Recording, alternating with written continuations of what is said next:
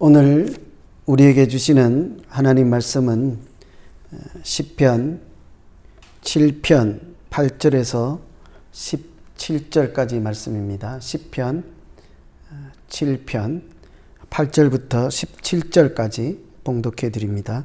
여호와께서 만민에게 심판을 행하시오니 여호와여 나의 의와 나의 성실함을 따라 나를 심판하소서. 악인의 악을 끊고 의인을 세우소서.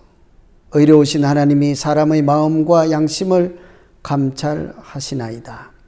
나의 방패는 마음이 정직한 자를 구원하시는 하나님께 있도다. 하나님은 의로우신 재판장이시며 매일 분노하시는 하나님이시로다. 사람이 회개하지 아니하면 그가 그의 칼을 가심이여 그의 활을 이미 당겨 예비하셨도다. 죽일 도구를 또한 예비하시며 그가 만든 화살은 불화살들이로다. 악인이 죄악을 낳으며 재앙을 베어 거짓을 낳았도다. 그가 웅덩이를 파 만들며 제가 만든 함정에 빠졌도다. 그의 재앙은 자기 머리로 돌아가고 그의 포악은 자기 정수리에 내리리로다. 내가 여호와께서 그의 의를 따라 감사함이여 지존하신 여호와의 이름을 찬양하리로다. 아멘. 심리학자들이 보통 말하기를 마음의 상처는 피해의식과 또 인간관계에서 오는 경우가 많다고 하죠. 특별히 이 상처들이 우리가 사람이 살다 보면 주고 받게 되는데 말로 상처를 주고 받기가 참 쉽습니다. 그래서 사람들은 말하기를 칼로 벤 상처는 아물 수 있지만 말로 벤 상처는 아물지 않는다고까지 하지 않습니까? 그만큼 말을 잘 살피며 주의해야 하는 것이 사실입니다. 오늘 시편은 바로 말에 의해서 다윗이 억울한 비난 또 핍박을 받는 그런 내용을 배경으로 쓴 시이기 때문에 제가 이런 말씀을 드렸습니다. 다윗이 말로 상처를 입게 된 것은 베냐민 지파의 한 사람인 구시라고 하는 사람이 한 말 때문이었습니다. 구시가 이제 베냐민 지파라고 하는 것은 사울 왕이 다윗을 핍박하잖아요. 그 사울 왕의 지파가 베냐민 지파입니다. 그러니까 사울 왕과 같은 지파의 한 사람인 구시라는 사람이 말을 한 그것 때문에 다윗이 어려움을 겪게 되고 억울한 입장이 되어서 하나님께 드리는 기도, 이것이 오늘 시편 7편이죠. 이런 내용은 구체적으로 나오지 않습니다만 제목에 보면 짐작할 수 있습니다. 7편 제목에 보면 이렇게 되어 있죠. 베냐민인 구시의 말에 따라 여호와께 드린 노래. 베냐민 지파 구시의 한 말에 때문에 여호와께 하나님께 드린 기도, 이렇게 해석할 수 있겠죠. 베냐민 지파 구시라는 사람이 사울의 입장에서 또 다윗을 대적하는 그런 입장에서 두 사람, 사울과 다윗을 이간질할 수 있는 그런 내용들을, 또 곡해할 수 있는 내용들을 사울 왕에게 전하여 줌으로 사울 왕이 다윗을 죽이게 되는 그런 일들이 있지 않겠습니까? 그래서 사무엘상 26장에 보면 이런 내용이 있습니다. 만일 충동시키는 말을 하나님께서 하신 것이면 내가 제물이 되겠습니다. 다 받아들이겠습니다 하는 내용이죠. 그러나 사람이 그렇게 하였으면 그들이 저주를 받을 것이라, 이렇게 얘기를 했죠. 틀림없이 사람들에 의해서 충동시키는 말, 사울 왕을 충동해서 다윗을 죽이게 하는 그런 일들이 있었다 하는 것을 짐작해 볼 수가 있습니다. 이처럼 베냐민 지파 구시가 하는 말은 다윗에게 고통과 상처를 주게 될 뿐 아니라 사울 왕을 충동해서 죽이게 되는 아주 형편이 어려운 그런 일들이 있습니다. 그래서 바로 그런 환경, 배경 가운데 다윗이 하나님께 드린 기도, 그것이 오늘 시편이죠. 우리도 마찬가지입니다. 모함을 당하거나 말로 상처를 받고 억울한 일을 당할 때 그런 고난을 어떻게 이겨낼까? 같은 입장인 다윗의 입장과 오늘 시편 내용을 참고해서 한번 살펴보겠습니다. 가장 먼저 생각할 수 있는 것은 사람의 평가에 대해서는 둔하지만 하나님의 평가에 대해서는 민감해야 한다 하는 사실입니다. 사람들이 이렇게 저렇게 평가를 하는 것에 대해서는 예민하게 반응하지 않아도 하나님께서 뭐라고 하실 때는 마음에 새기고 민감하게 반응을 해야 하겠죠. 8절 보시면 여호와께서 만민에게 심판을 행하신다고 합니다. 그래서 마지막에는 보면 나를 심판하여 주십시오.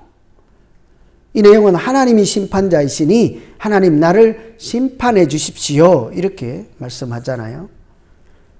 사람들이 나를 나쁘게 판단하고 심판합니다. 억울하오니 하나님 저들을 벌 주세요 이렇게 하지 않고 하나님이 심판관이시니 나를 심판해 주십시오.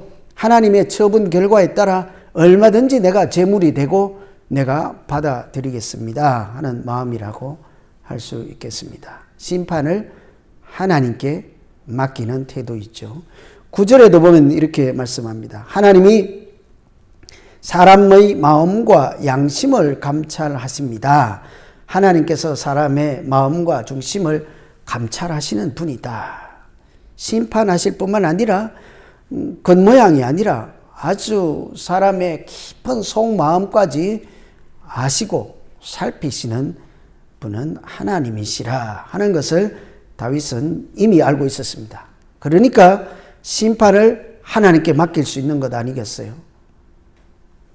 뿐만 아니라 성경은 이런 억울한 일을 당할 때 우리 스스로 그 원수를 대적하거나 원수를 갚지 말라고 합니다. 로마서에 있는 말씀을 우리가 흔히 기억하지 않습니까? 너희가 친히 원수를 갚지 말라.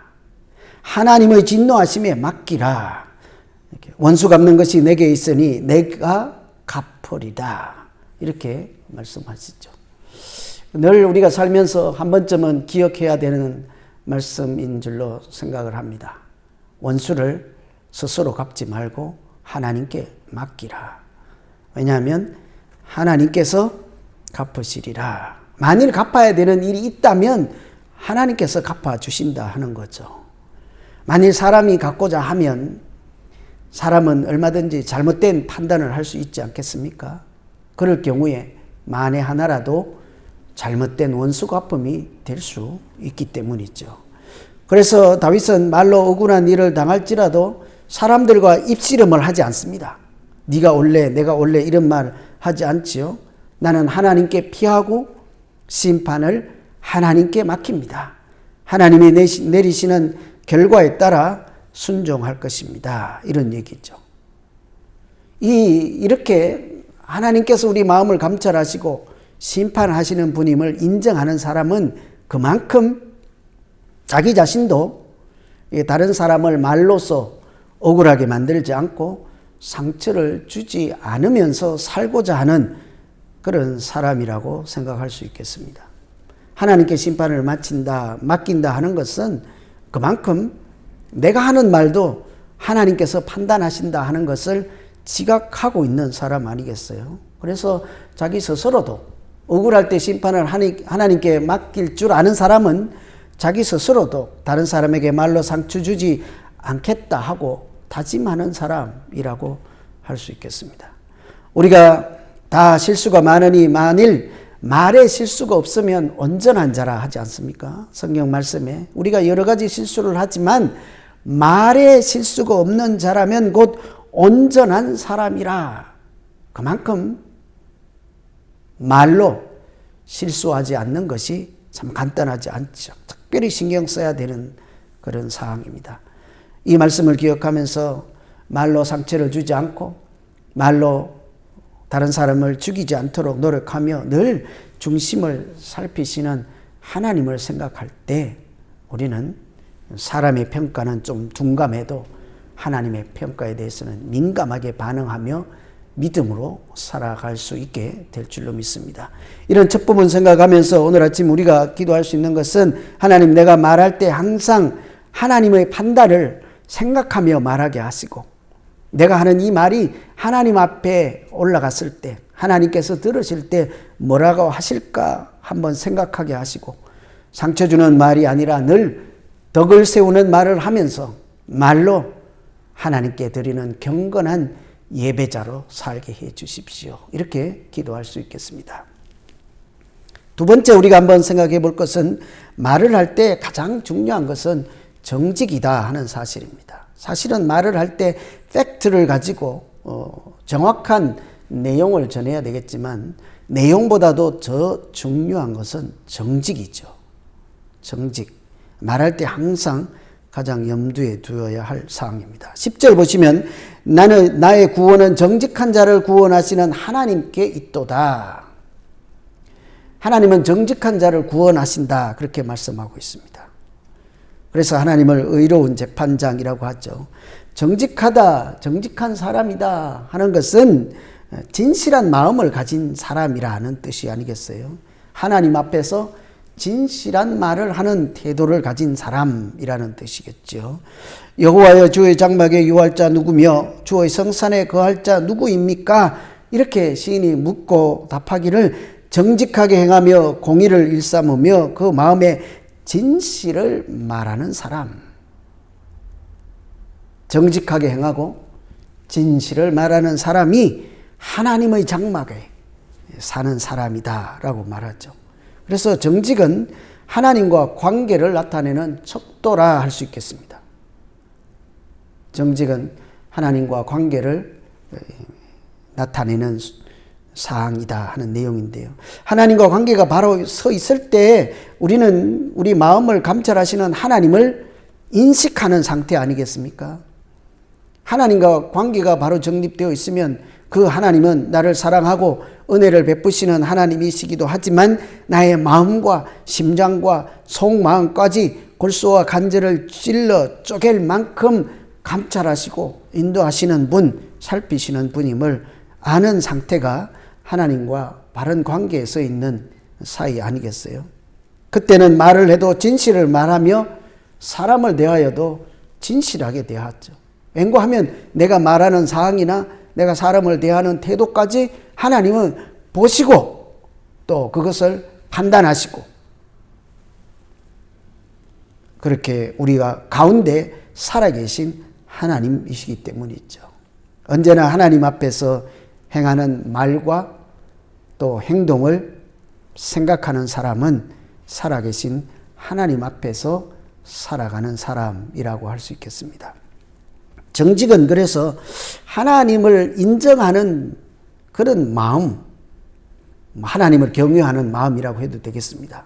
살아계신 하나님을 인식하고 알고 있는 상태에서 말하는 태도, 그것이 정직이죠. 그래서 잠언 15장에는 악인의 제사는 여호와께서 미워하셔도 정직한 자의 기도는 그가 기뻐하시리로다. 이런 사실을 아는 사람이 정직하게 말하고 행동할 수 있겠죠. 정직한 사람의 기도를 기뻐하시는 하나님. 오늘 이런 두 번째, 나의 구원은 정직한 자를 구원하시는 하나님께 있도다 하는 이 말씀을 기억하며 우리가 기도할 것은, 하나님, 말의 생명은 내용도 정확하게 전해야 되지만 정직한 마음으로 말하고 사람들을 대하는 태도인 것을 늘 기억하게 하시고, 하나님께서 기뻐 받아주시는 나의 말이 되도록, 말에 실수가 없도록 늘 온전하게 살아가는 일에 이렇게 신경을 쓰고 삼가하고 노력하는 그런 믿음의 사람 되게 해 주십시오. 이렇게 기도할 수 있겠습니다. 오늘 시편 7편은 다윗이 베냐민 사람 구시의 말에 따라 하나님께 이렇게 올려드리는 기도로 우리가 함께 살펴보았습니다. 말로 억울함을 당하기도 하고 때로는 우리는 잘 몰라도 우리 말 때문에 상처받는 사람들이 많이 있는 것이 인생 아니겠어요? 그래서 우리가 서로 항상 말로 죽이는 말, 상처 주는 말이 아니라 살리는 말, 덕을 세우는 말을 할 수 있도록 그렇게 하려면 항상 정직한 마음과 또 하나님의 평가에 대해서는 민감하게 반응하며 그렇게 살아갈 때 하나님께서 우리의 말을 이렇게 온전하게 인도해 주시고 또 실수하는 말 가운데서도 은혜를 베푸시고 이렇게 하나님께서 기뻐 받으시는 정직한 말하는 사람, 행동하는 사람으로 도우시고 인도해 가실 줄로 믿습니다. 여러분 오늘 시편 7편 내용으로 각자 무슨 생각이 드십니까? 하나님께서 나에게는 무슨 말씀을 하시는 듯 합니까? 각자에게 각 심령에게 들려진 그 말씀 가지고 이 시간에는 잠깐 각자 자기 자신을 위해서 한번 말씀을 붙잡고 기도하는 시간 갖도록 하겠습니다. 기도합니다. 하나님 아버지, 세상을 살면서 말 때문에 참 아프기도 하고 상처를 받기도 합니다. 뿐만이 아니라 말로 다른 사람을 상처 줄 때가 있습니다. 그런데 받을 때는 크게 받고 말로 줄 때는 내가 상처를 주는지도 모르고 그렇게 상처 주는 말을 계속 반복해서 할 때도 있습니다.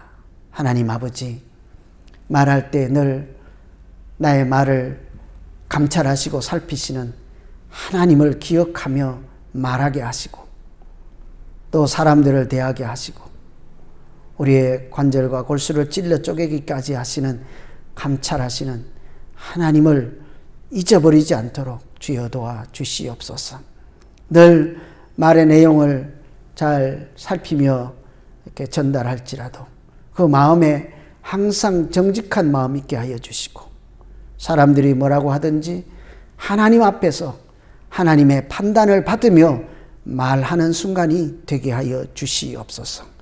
행여 실수하고 말을 하였을지라도 그 말로 인한 주고받은 상처를 하나님의 은혜로 서로 덮게 하시고 늘 하나님이 기뻐 받으시는 그런 말이 될 수 있도록 주고받는 말이 될 수 있도록 하나님 은총을 베풀어 주시옵소서.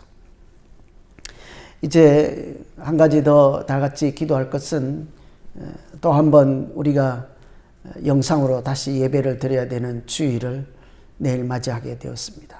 참 모든 사람 마음이 안타깝고 어찌할 바를 알지 못하고 또 답답한 그런 지경에 있습니다. 현장에 모여서 예배를 드려도 은혜를 받을까 말까 한데 온라인으로 가정에 한두 분 앉아서 드리는 예배가 얼마나 은혜가 충만하겠습니까? 그러나 우리가 마음을 다해서 정성을 다해서 성령 하나님의 인도하심을 따라 예배 드릴 때에는 나 홀로 드리는 예배도 하나님이 기뻐 받으시는 아름다운 예배가 될 줄로 믿습니다. 그래서 항상 우리가 토요일 날 먼저 기도할 것은 주님, 내일 방송으로 들은 예배 가운데도 하나님의 은혜가 넘치게 하여 주시고 먼저 내 마음이 하나님께 온전히 드리는 그런 날 되게 하여 주시옵소서. 내가 일상의 모든 것들을 다 물리치고 내 힘으로 무엇을 하고 내 힘으로 살아가고자 하는 그런 모든 생명 활동을 다 중단하고 하나님 은혜를 기다리고 또 나의 마음과 정성과 예물까지도 잘 준비해서 하나님께 드리는 그런 날 되게 하여 주시옵소서. 여러분, 받는 것이 아니라 드리는 것이 하나님께 드리는 예배 아니겠습니까? 우리가 그래서 예배를 받는다고 하지 않아요. 우리는 예배를 드리는 사람이지 않습니까? 그것이 우리가 내일 드리는 예배 될 수 있도록 내일 예배를 위해서 이 시간 같이 한번 기도하시고 또 이 시간에도 코로나 때문에 여러 가지로 어려운 분들이 있습니다. 비즈니스로, 건강으로, 또 산불로, 또 산불에다 코로나까지 겹친 가정들도 있습니다. 여러 가지 어려운 형편, 이 미국, 또 지도자를 뽑는 대선 기간이기도 합니다. 하나님이 원하시는 그런 지도자를 뽑고 또 이 시대를 잘 극복하고 또 사랑하는 조국을 생각하며 이렇게 우리 같이 한번 교회와 나라와 또 어려운 분들 생각하며 한 번 더 기도하시고 각자 기도하는 시간 갖도록 하겠습니다. 기도합니다. 하나님 아버지, 우리가 또 한 번 영상으로 예배를 드려야 되는 주일을 앞두고 있습니다. 참 코로나 때문에 누구도 또 한 번도 이렇게 경험하지도 못한 참 이상한 세상을 우리가 살아내고 있습니다. 사람의 힘으로 할 수 있는 것이 아무것도 없는 것처럼 보이는 그런 무력한 시대이기도 합니다. 하나님, 이 어려운 때를 잘 견디고 이기게 하시고 뿐만 아니라 우리의 믿음이 땅에 떨어지지 않도록 서로 흩어져 있고 모이지 못하는 중에도 늘 은혜를 사모하는 그런 예배드리는 자들 다 되게 하여 주시옵소서. 특별히 각 가정에 흩어져서 이 모양 저 모양으로 예배 드릴지라도 하나님 앞에 앉아서 내가 거룩한 예배, 하나님이 기뻐 받으시는 예배 드릴 수 있도록 오늘 토요일부터 정성을 다하고 마음을 다하고 시간을 구별하여서 준비한 예배를 내일 드릴 수 있게 하여 주시옵소서. 이 나라가 대통령을 뽑는다고 난리입니다. 하나님 보시기에 합당한 지도자를 세워주시고 한번 뽑은 다음에는 우리가 맡겨진 임기 기간 동안에 전적으로 신뢰하고 협력하여서 하나님의 일을 이루어가는 아름다운 나라가 되게 하여 주시옵소서.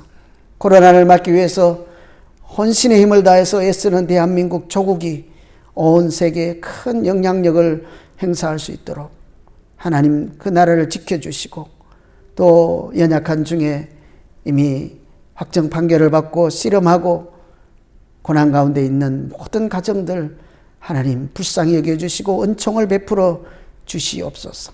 이 모양 저 모양으로 코로나 시대를 살아가는데 참 어려움이 많습니다. 일자리로 또 직장에서 또 여러 가지로 살아가는 모양이 참으로 어렵습니다.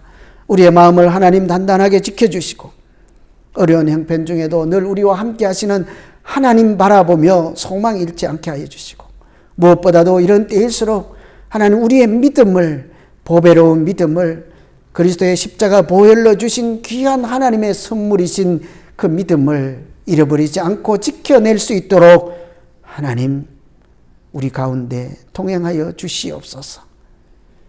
하나님 특별히 믿음의 후세들, 젊은이들 또 여러 가지 어려운 환경에서 수고하는 분들이 하나님께서 우리에게 주신 이 믿음 지키며 내일을 소망하며 하나님의 인도하심을 따라 살아가는 지혜로운 사람들 되도록 주여 인도하여 주시옵소서. 코로나뿐만 아니고 산불로 인해서 우리가 살고 있는 이 땅이 신음하고 있습니다. 비는 오지 않고 참으로 안타까운 지경에 있습니다. 산불 현장으로 달려나가서 끄지도 못하는 자신이 늘 부끄러운 마음도 있습니다.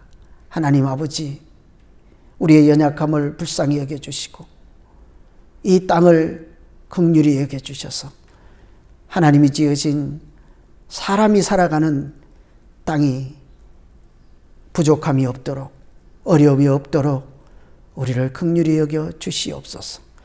산불 현장에서 목숨을 아깝다 하지 않고 헌신하는 분들 하나님 그 가정 하나님 우리가 뒤에서라도 기도하며 응원하게 하여 주시고 온 세계가 하나님이 창조하신 아름다운 그날 그때처럼 되게 하여 주시옵소서.